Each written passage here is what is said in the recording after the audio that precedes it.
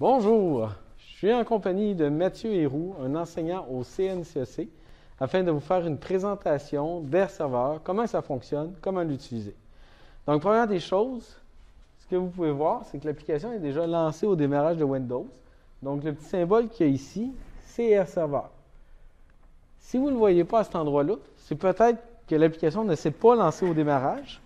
Pour ça, ce qu'on va faire, c'est qu'on va cliquer sur l'outil Loop et on va taper son nom, Air Server. Et là, on voit que l'application est vraiment installée dans mon ordinateur. Si l'application n'apparaît pas à cet endroit-là, c'est qu'elle n'a pas été installée. Contactez votre technicien informatique, demandez l'autorisation à votre direction pour pouvoir l'installer. Il y a des coûts reliés à l'installation. Donc, si vous cliquez sur le bouton « Ouvrir », vous voyez qu'il y a un petit conflit, il dit qu'il ne peut pas l'ouvrir. C'est normal, il est déjà ouvert. Fait qu'on va cliquer sur le bouton « Annuler » et on va l'ouvrir en cliquant dessus directement et en allant dans « Settings ». Première chose que vous devez faire, vous devez vous assurer d'être connecté sur le réseau, soit le réseau sans fil CSDN Edu, ou encore directement avec un câble RJ45, un câble réseau, branché sur votre ordinateur.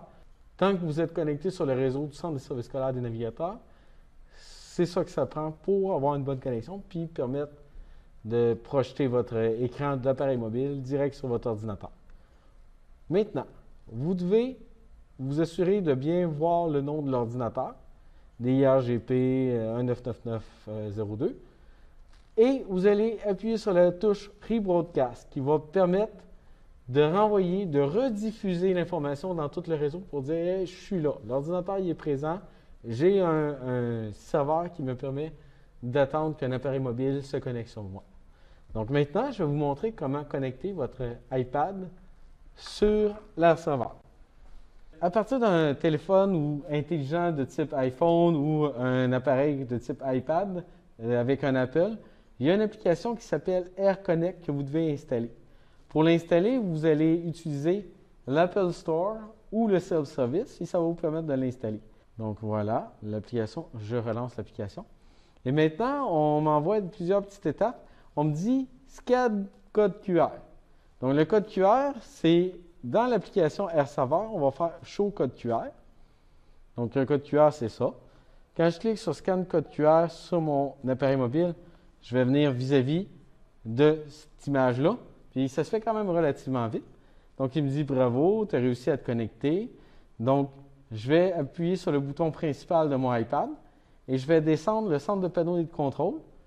Donc à cet endroit-ci, dans le haut complètement sur mes réseaux, je vais appuyer, mais en tenant enfoncé pour venir m'assurer que le Bluetooth est activé, que l'AirDrop est positionné à tout le monde, puis que le Wi-Fi et CSDN est dû. Une bonne pratique, ça serait de mettre en mode avion pendant quelques secondes avant d'enlever le mode avion et de vous assurer que toutes ces composantes-là sont positionnées comme je viens de vous le dire. Là. Wi-Fi et CSDN est dû, Bluetooth oui, puis AirDrop tout le monde. Pour être sûr que le signal soit assez fort dans la pièce puis qu'il puisse communiquer correctement avec Air Server. Donc j'appuie sur le bouton principal.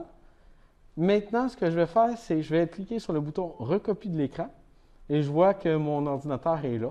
Je clique dessus et voilà, mon ordinateur va tout de suite s'afficher, mon appareil mobile va immédiatement s'afficher puis je vais pouvoir me déplacer, faire une présentation à mes élèves, présenter une vidéo, comme c'est le cas ici. Donc voilà.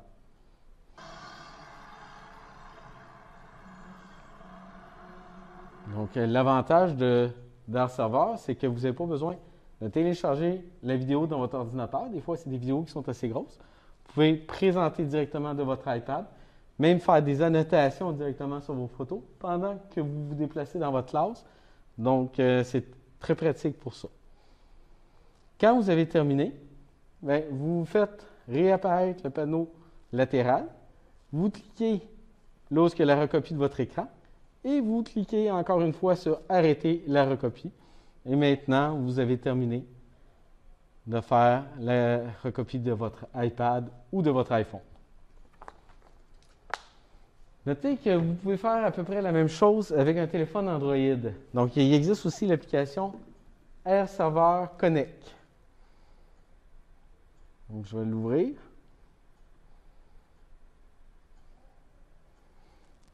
on peut scanner le code QR.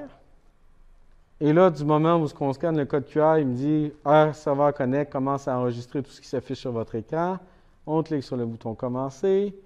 Il va s'actualiser. Et il y a un crochet qui va apparaître qui va me permettre de projeter mon écran de mon téléphone Android directement sur le tableau à partir de l'ordinateur. Si je veux quitter, tout simplement, je retourne dans Air Server Connect et je viens décocher la case, donc ce qui me permet d'arrêter la diffusion de l'écran.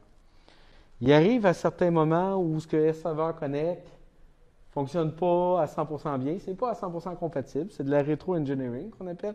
Donc, ça peut arriver qu'il y ait des problèmes, que vous ne soyez pas capable d'afficher votre appareil Android sur le tableau. Si ça vous arrive, vous pouvez utiliser l'autre application qui est déjà installée dans votre appareil, qui s'appelle SmartView. Donc, quand vous cliquez sur SmartView, vous voyez les deux appareils. Donc, ici, je vois mon ordinateur.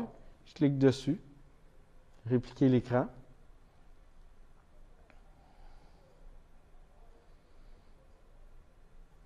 Et voilà, il apparaît directement à l'écran, même chose. Là, cette fois-ci, j'ai un bouton qui est ici dans mon écran, que je vois juste dans mon appareil mobile, mais je ne vois pas à l'écran de l'ordinateur. Si je veux me déconnecter, je clique dessus.